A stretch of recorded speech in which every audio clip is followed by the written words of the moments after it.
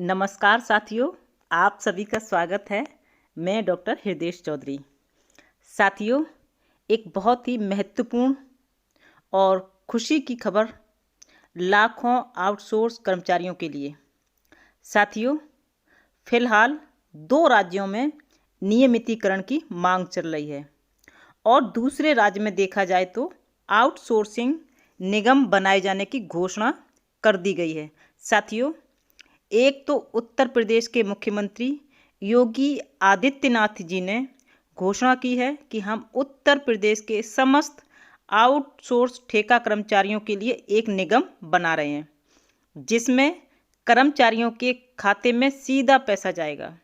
दूसरी तरफ उत्तराखंड की बात करें तो जहां पर उपनल आउटसोर्स संविदा ठेका कर्मचारियों के लिए नियमितीकरण की प्रक्रिया चालू कर दी गई है। तो दोनों ही राज्यों के लिए अच्छी खबर है साथियों।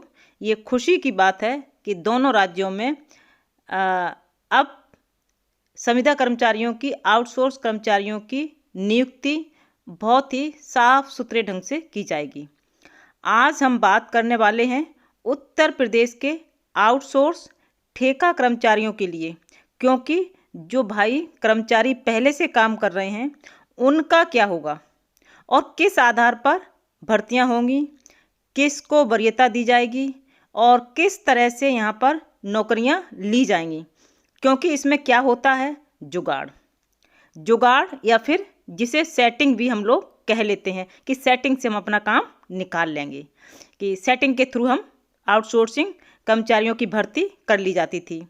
लेकिन अब यहाँ पर कुछ ना कुछ तो बदलेगा, क्योंकि निगम बना है साथियों, और धीरे धीरे सभी राज्यों में यह निगम जरूर बनेगा।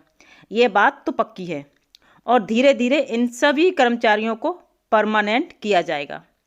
इसके बारे में आज विस्तार से चर्चा करने वाले हैं साथियों। लेकिन उससे पहले अगर चैनल पर नए हैं और अभी तक चैनल को सब्सक्राइब नहीं किया है तो चैनल को सब्सक्राइब करना मत भूलिएगा, लाइक करिएगा, शेयर करिएगा और कमेंट्स बॉक्स में जाकर उसमें अपनी राय ज़रूर दीजिएगा। कोई लेटर या जानकारी चाहिए तो उसको मेंशन करिएगा, जानकारी देने की पूरी कोशिश की जाएगी। तो कमेंट जरूर करिएगा और अपनी राय हम तक जरूर पहुंचाइए। तो साथियों, वीडियो को शेयर भी जरूर करें, क्योंकि शेयर करने से आप अपने साथियों तक ये बात पहुंचाएं, वो भी अपडेट रहें। तो बात करते हैं, उत्तर प्रदेश की बात कर रहे हैं साथियों। तो आउटसोर्सिंग में इंटरव्यू से भर्ती बंद होगी, यानी कि इंटरव्यू नहीं लिया जाएगा, क्योंकि इंटरव्यू का मतलब है जुगाड़ या फिर सेटिंग। जुगाड़ कर ली, आपका काम हो जाएगा। अधिकारी है, अधिकारी के रिश्तेदार हैं या कोई नज़दीकी है, करीबी है, तो सेटिंग से उसकी जुगाड़ से काम बन जाता था। संविदा कर्मियों की चयन प्रक्रिया सरकारी नौकरी की तरह होगी। तो यहाँ पर बात करें उत्तर प्रदेश की तो साथियों, तो यहाँ पर देखिए उत्तर प्रदेश में आउटसोर्सिंग से कर्मियों की भर्ती में जुगाड़बाजी का खेल अब नहीं चलने वाला है, नहीं चलेगा। अब जुगाड़बाजी बंद हो जाएगी। यूपी सरकार ने इस पर तमाम लगाम कसने की तैयारी कर ली है। आउटसोर्सिंग कर्मियों की भर्ती के लिए उत्तर प्रदेश आउटसोर्स सेवा निगम बनाने की योजना है। कर्मचारी की भर्ती को लेकर कई बड़े बदलाव होंगे। भर्तियों के मानक तय किए जाएंगे। आइए जानते हैं आउटसोर्स कर्मचारियों की भर्ती में किसे प्राथमिकता मिलेगी। जानने के लिए चलो एक कुछ देखते हैं जो मीडिया में प्रकाशित है। तो इंटरव्यू नहीं, ऐसे होगी भर्ती, यानी कि अब इंटरव्यू नहीं होंगे और भर्ती होगी। तो भर्ती की क्या प्रक्रिया होगी? अभी तक आउटसोर्सिंग कर्मियों की भर्ती साक्षात्कार के जरिए की जाती थी, लेकिन अब इसकी प्रक्रिया में बदलाव किया जाएगा। उम्मीदवार का चयन उसकी योग्यता, पारिवारिक आय, निवास स्थान और पद के मानकों के आधार पर किया जाएगा। जानकारी के मुताबिक अब चयन का आधार इंटरव्यू नहीं होगा। ग्रामीण क्षेत्र और आर्थिक रूप से पिछड़े अभ्यर्थियों को इसमें तरजीह दी जाएगी। तो इस तरह से ये भर्ती होगी, इसमें इंटरव्यू नहीं होंगे, ऐसे भर्ती की जाएगी। ये मीडिया में प्रकाशित खबर है साथियों, तो आप इस पर यकीन हम लोग सब कर सकते हैं। अब आगे चलते हैं। इनको मिलेगी वरीयता। अब देखते हैं, मीडिया रिपोर्ट्स की माने तो आउटसोर्सिंग कर्मियों की भर्ती में योग्यता के साथ आयु सीमा को भी प्राथमिकता मिलेगी कि आपकी कितनी आयु है। इस पे ये भी बहुत एक इम्पोर्टेंट पहलू रहेगा। इसके अलावा तलाकशुदा विधवाओं को वरीयता दी जाएगी, यानी कि महिलाओं को इम्पोर्टेंस दी जाएगी कि कहीं वो तलाकशुदा हैं या विधवा हैं और परित्यक्ता हैं, तो ऐसी महिलाओं को भी सेवा निगम के द्वारा उनको वरीयता प्रदान की जाएगी। बता दें कि अभी आउटसोर्सिंग में होने वाली भर्ती को लेकर मनमानी की शिकायतें आती थी, बहुत ज़्यादा आ रही थी। अपने चहेतों को इसमें तरजीह देने की बात कही जाती थी, लेकिन नई व्यवस्था लागू होने से इस पर लगाम कसी जा सकेगी। तो ये कुछ पॉइंट हैं। अब आगे देखते हैं, किसे कितना मानदेय मिलेगा। सबसे महत्वपूर्ण और आपको जिज्ञासा भी इसी बात की होगी कि किसको कितना मानदेय मिलने जा रहा है। तो जो मीडिया में प्रकाशित खबर है उसके अनुसार जिन आउटसोर्स कर्मियों का चयन किया जाएगा उनकी लिस्ट संबंधित विभाग की तरफ से निगम को भेजी जाएगी। ठीक है, कि जिनका चयन किया जाएगा निगम के द्वारा, उनकी लिस्ट संबंधित विभाग को भेजी जाएगी। किसी विभाग के द्वारा अगर जिस विभाग से आपका चयन हो रहा है उसी विभाग के संबंधित वहाँ पर रिपोर्ट भेजी जाएगी। निगम से ही इनकी नियुक्ति प्रक्रिया पूरी होगी। कर्मियों को पद और योग्यता के अनुसार मानदेय मिलेगा। अब 4 श्रेणियाँ रखी गई हैं साथियों, 4 श्रेणियों का अलग अलग वेतन है। एक पूरे निगम को लेके हमने, जिसमें किस कौन से पद रहेंगे क्या है, और ये पूरा हमने एक वीडियो बनाया है, आप देख सकते हैं डिटेल जानकारी। यहाँ पर हम श्रेणियों की बात करते हैं कि 4 श्रेणियों में वेतन मिलने जा रहा है।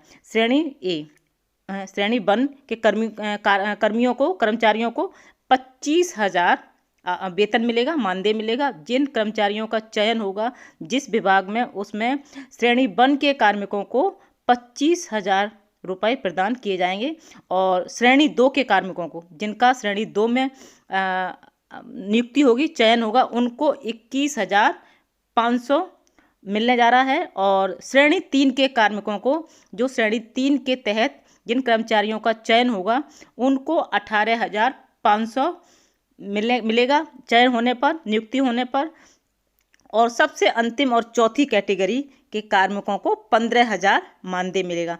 तो इस तरह से सबसे अधिक जो वेतन होगा वो 25,000 होगा और जो न्यूनतम वेतन होगा वो 15,000 मिलेगा। तो इन 4 श्रेणियों में विभाजन किया गया है मानदेय का, जो सेवा निगम बना हुआ है उसके आधार पर। तो ये 4 श्रेणियाँ थीं, श्रेणी 1, श्रेणी 2, श्रेणी 3 और श्रेणी 4। ये 4 श्रेणियों के अंतर्गत आपको वेतन मिलने जा रहा है। तो और जो नियुक्ति होगी बहुत ही फेयर होगी, किसी तरह की जुगाड़ या बिचौलियों की भूमिका पूरी तरह से साथियों खत्म होने जा रही है, जो कि आप तक पूरा मानदेय नहीं पहुंचा पा रहे थे, तो उनकी भूमिका पूरी तरह से समाप्त हो जाएगी। तो साथियों ये तो बहुत अच्छी खबर है, खुशखबरी है कि हमारे यूपी के साथियों के लिए, साथ ही उत्तराखंड साथियों के लिए, कि वहाँ पर निगम बनाया जा रहा है। साथियों आपकी राय क्या है? आउटसोर्स सेवा निगम बनना चाहिए, सभी राज्यों में निगम बनना चाहिए, और राज्य में 15,000 से 25,000 तक की सैलरी होनी चाहिए। इसके लिए हमें मांग उठानी पड़ेगी और आप सभी की राय हमें कमेंट्स बॉक्स में बताइएगा। और सभी राज्यों में अगर निगम बनेगा, क्योंकि निगम बनेगा तो जुगाड़ नहीं होगी, कोई सोर्स नहीं मानी जाएगा, बिचौलियों की भूमिका खत्म हो जाएगी, आपके खाते में सीधा पैसा डीबीटी के माध्यम से पहुंचेगा, जिससे कि कहीं कोई जो बीच में हेरा फेरी हो जाती थी वो बिल्कुल पूरी तरह से समाप्त हो जाएगी, जिसमें योग्यता और आयु और आपकी जो पारिवारिक स्थिति है, जो आपकी बैकग्राउंड है, और आप किस एरिया में रहते हैं, ग्रामीण क्षेत्र में या अर्बन क्षेत्र में, तो इसको भी चीज़ों को बहुत महत्व दिया जाएगा।